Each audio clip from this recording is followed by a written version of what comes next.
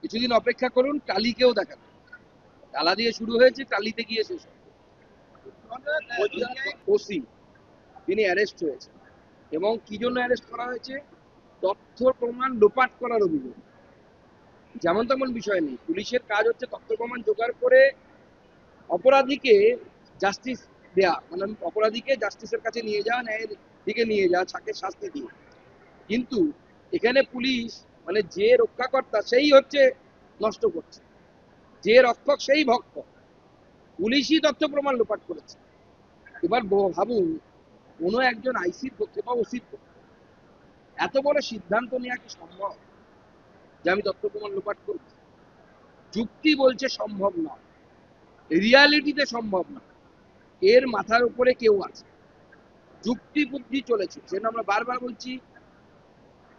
অপসারণ প্রয়োজন, আমাদের সিপির অপসারণ প্রয়োজন, এবং সিপি নির্লজ্জ বলে, আমাদের মাননীয় মুখ্যমন্ত্রী নির্লজ্জ বলে সিপিকে তার চেয়ার এখনো বসিয়ে রেখেছে। তাকে কান ধরে চেয়ার থেকে নামিয়ে দেওয়া উচিত, এবং সিপির সাথে ফোনে কার কার কথা হয়েছে তাও তদন্তের আওতায় নিয়ে আসা উচিত। এমনকি মমতা বন্দ্যোপাধ্যায়েরও কথা হয়েছে কিনা, কারণ উনি বলেছেন গোটা রাত আমি জেগেছিলাম, এবং অনবরত কথা বলেছেন উনি পুলিশ সুপার এবং অন্যান্যদের সাথে। তাহলে তাদের সাথে কথা বলেছেন, কি কথা বলেছেন, এগুলো তদন্তের আওতায় আসা উচিত বলে আমার মনে হয়। প্রমাণ লোপাটের ক্ষেত্রে তাকে গ্রেপ্তার করেছে, আগে থেকে সেই গ্রেপ্তার ছিল করাপশনের মামলা। বাংলার মানুষ চাইছিল, জুনিয়র ডাক্তাররা চাইছিল, এবং কালকে জুনিয়র ডাক্তারদের তরফ থেকে সিবিআই কে ধন্যবাদও দেওয়া হয় এবং তাদের প্রশংসা করা হয়। গোটা বাংলার মানুষের ডিমান্ড ছিল যে ডক্টর সন্দীপ ঘোষকে উপযুক্ত শাস্তি দেওয়া হোক। বিশেষত এই যে তথ্য প্রমাণ তো চোখে সামনে চলে এসে জলের মতো ক্লিয়ার, ক্রিস্টাল ক্লিয়ার, ইংরেজিতে যাকে বলে। ডাক্তার লিখছে নোট যে স্টিপুলেটেড টাইমের বাইরে করা সম্ভব না, ইভিনিং এর পর করা সম্ভব নয়, সুপ্রিম কোর্টের রায় আছে।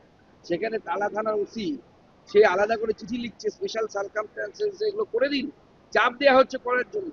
এর মানে কি বুঝতে পারছেন না? আর কি বোঝার কিছু বাকি আছে? দেখানোর জন্য এগুলো করা হচ্ছে।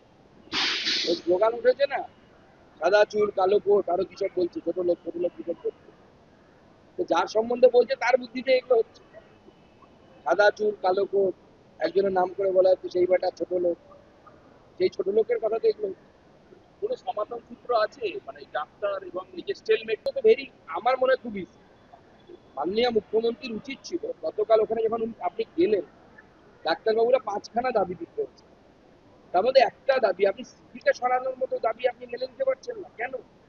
আপনার দাবিতে তো আপনার পূর্ববর্তী মুখ্যমন্ত্রী সিপিকে সরিয়েছিলেন। আজকে আপনি কেন সেই প্রমাণটা, সেই উদারতাটা দেখাতে পারছেন না?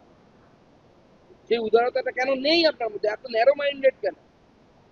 আর উল্টো পাল্টা মিথ্যে কথা বলছেন, সুপ্রিম কোর্টে আছে তাই আমরা লাইভ স্ট্রিমিং করতে পারবো না। আরে সুপ্রিম কোর্টে পুরো ব্যাপারটা নেই, সুপ্রিম কোর্টে শুধু মার্ডার অ্যান্ড নিয়ে এটা আছে, মার্ডার অ্যান্ড রেপ কেসটা আছে, বাদ বাকি কিছু নেই। কেউ কোনো মানা নেই লাইভ করতে। উনি মানুষকে বোকা ভাবছেন, ভুল করে। মুখ্যমন্ত্রীর বিভিন্ন প্রোগ্রাম লাইভ স্ট্রিমিং হয়।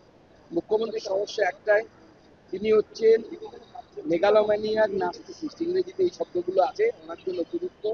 উনি লাইভে কাউকে বলতে দেবেন না, উনি একাই বলবেন। কালকে এলেন, দেখলেন হরিকথার মতো নিজেই প্রবচন দিয়ে আবার ফিরে চলে গেলেন।